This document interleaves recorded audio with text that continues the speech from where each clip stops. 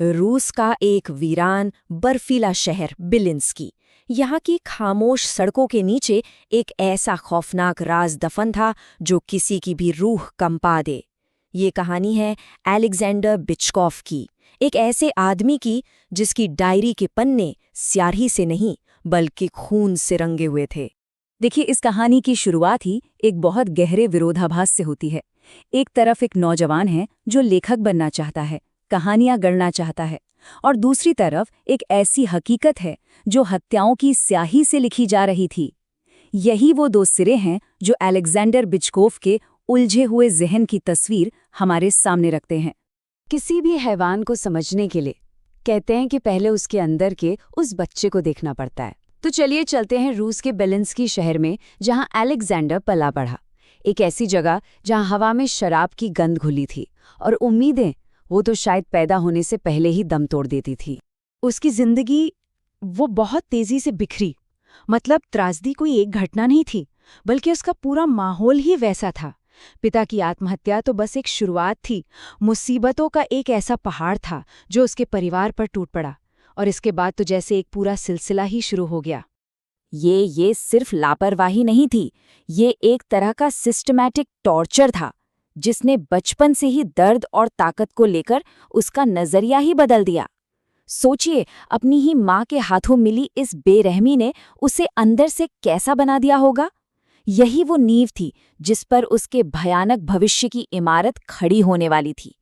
तो जैसे जैसे वो बड़ा हुआ, उसके बचपन की वो निराशा, वो हताशा एक जहर की तरह फैलने लगी।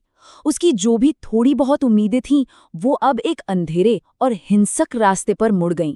वो इस जिंदगी से भागना चाहता था, पर उससे अपने सामने हर दरवाजा बंद नजर आ रहा था। और ये टेबल उसके अंदर चल रही जंग को बिल्कुल साफ साफ दिखाती है। वो सपने देखता था कुछ बनाने के, कुछ लिखने के, लेकिन उसकी हताशा को सुकून मिलता था सिर्फ तबाही में। उसके क्लास के लोग उसे प्रेडेटर यानी शिकारी बुलाते थे, क्योंकि वो अपने लंच बॉक्स में कच्चा मांस लाता था, और ये नाम जल्द ही उसकी असली पहचान बनने वाला था। मतलब एक के बाद एक उसके लिए हर दरवाजा बंद होता गया, और हर बंद दरवाजे के साथ एक और ज्यादा अंधेरा रास्ता खुलता गया। जानवरों को मारना उसके लिए एक प्रैक्टिस जैसा था, एक रिहर्सल जो आगे होने वाली भयावहता का सिर्फ एक छोटा सा ट्रेलर था। तो जानवरों पर अपनी क्रूरता को परखने के बाद अब उसके जहन में बस एक ही सवाल गूंज रहा था। 17 सितंबर 2009, इस दिन उसे इस सवाल का जवाब मिल गया। ये वो दिन था जब जानवरों का शिकारी अब इंसानों का शिकारी बन चुका था। उसने सिर्फ एक कत्ल नहीं किया था, उसने एक रस्म बनाई थी, एक ऐसी प्रक्रिया जिसे वो बार बार दोहराने वाला था।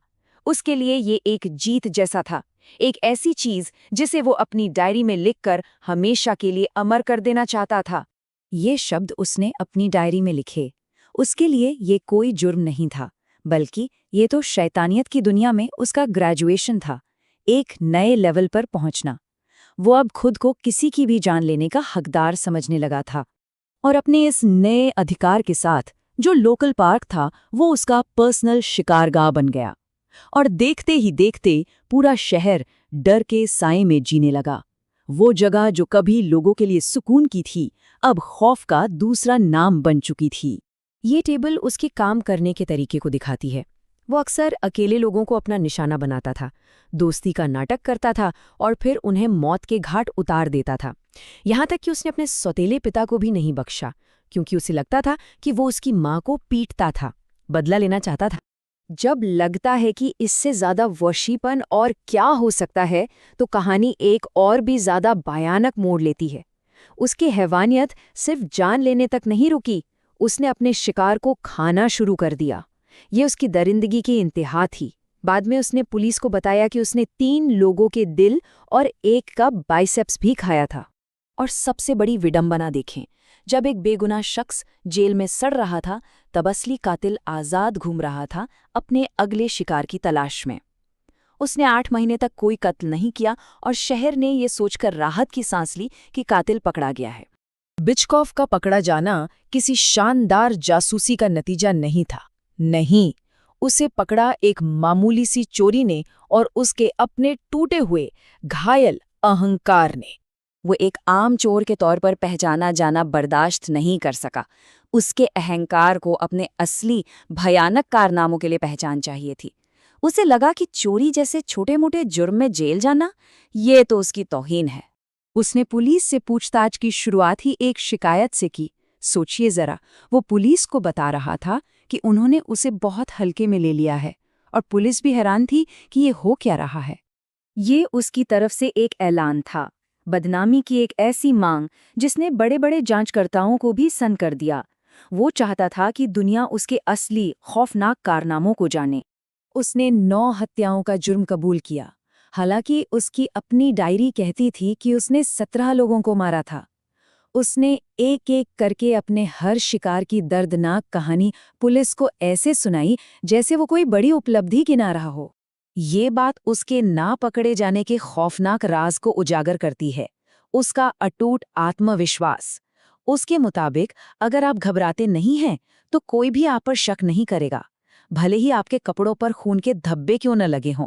आखिर तक उसने कोई जिम्मेदारी नहीं ली। उसने अपनी सारी करतूतों का इल्जाम अपने घर के हालात पर और अपनी माँ पर डाल दिया।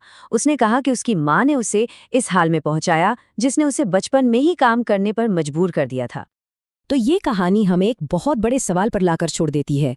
एक ऐसा सवाल जिसका शायद कोई आसान जवाब नहीं है। क्या कोई इंसान पैदाइशी तौर पर बुरा होता है, या फिर उसके हालात उसे ऐसा बना देते हैं? ये हमें इस तरह की बुराई की अंधेरी जड़ों के बारे में सोचने पर मजबूर करता है।